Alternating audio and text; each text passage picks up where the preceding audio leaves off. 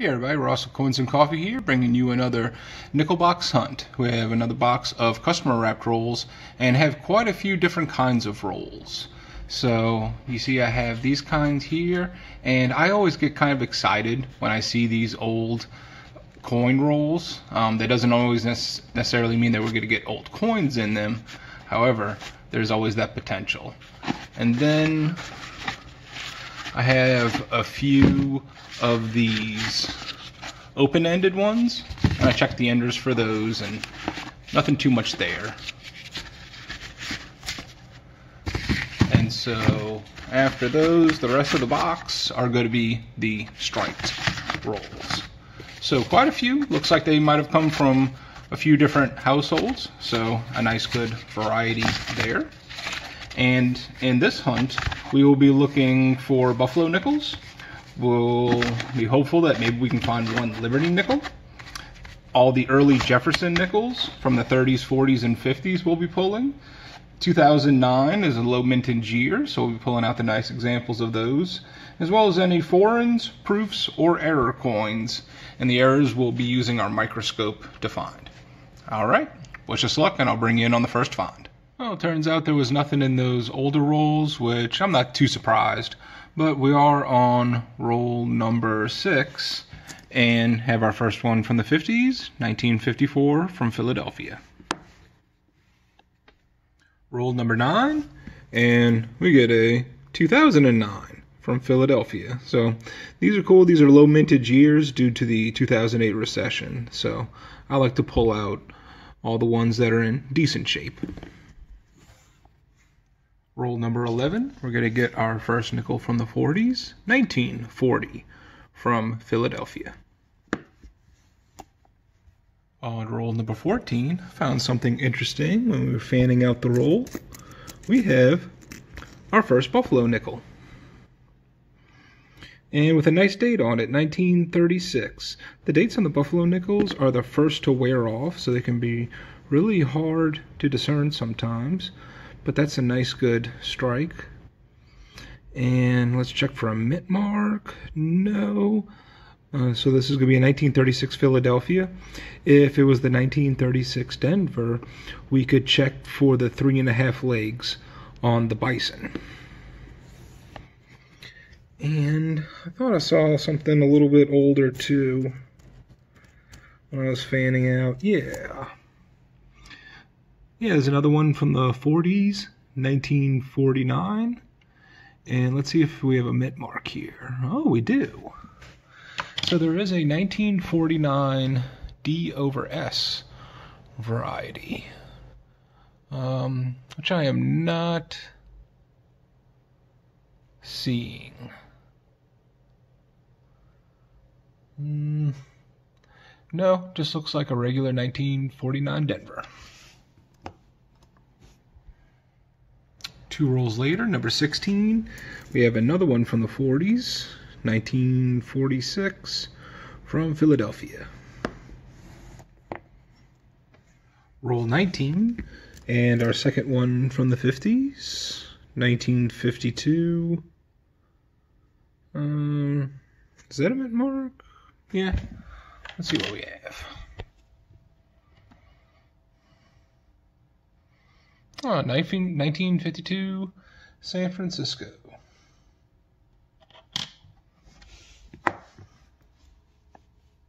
Halfway through the box, roll 25, and I'm almost seeing double. We have 2 1957s. One is Philadelphia, and the other is a Denver. Roll 32, and we have another one from the 50s. This is a 1954, and let's check for a mint mark.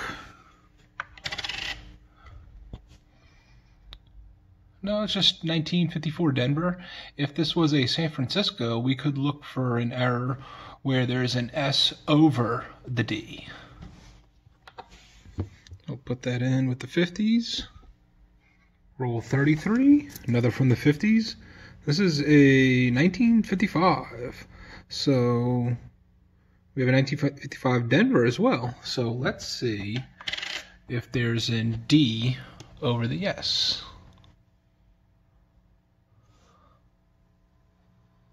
I'm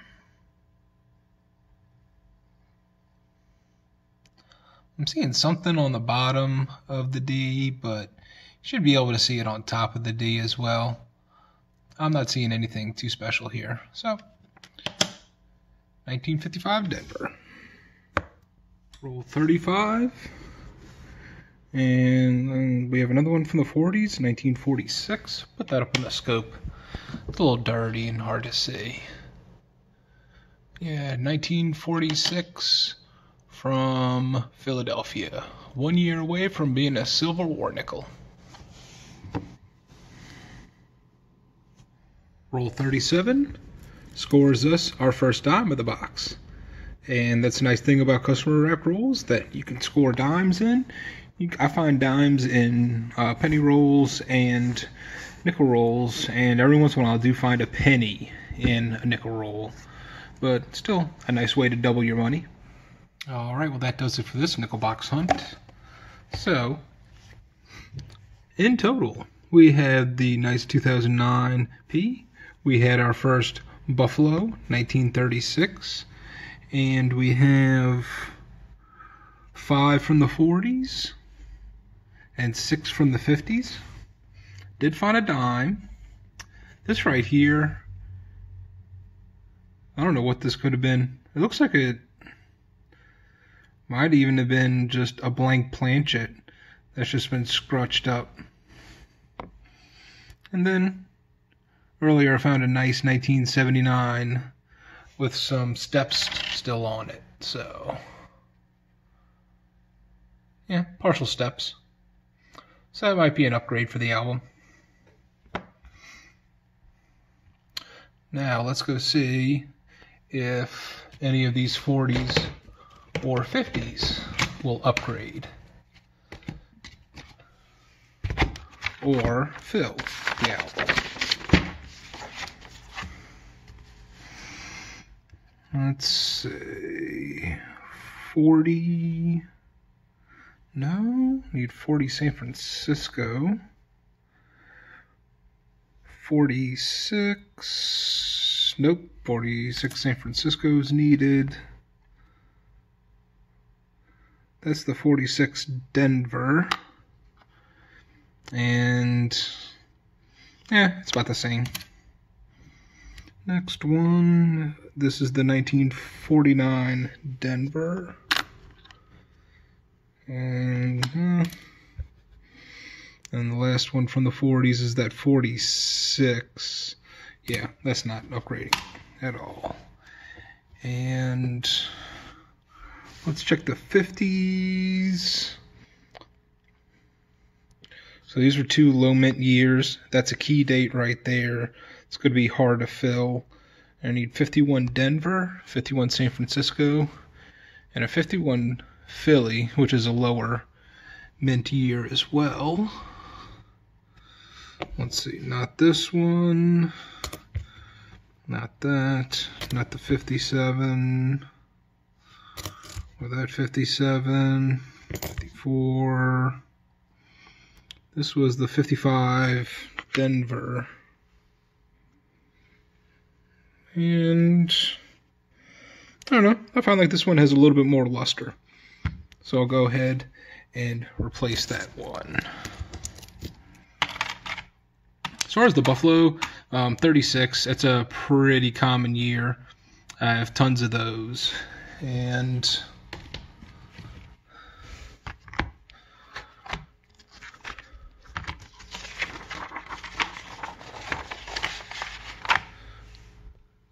I'll show you out of most of them, I have most of the 30s. And then still trying to fill some from the 20s and the teens. I do have a first year Buffalo, which let me pull out and show you.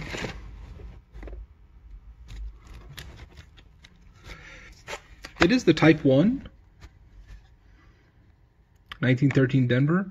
No, it's not the Type 2, but and you can see the year's kind of slick, but you still can make out that 13. But pay attention to the obverse. And as we flip it, you can see that the reverse die is rotated by about 20 degrees.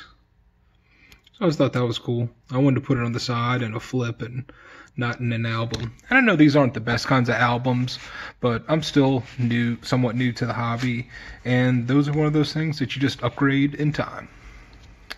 Alright everybody, this has been Russell Coins and Coffee. Hope y'all enjoyed this nickel hunt. Hope to bring y'all some more. Catch y'all next time.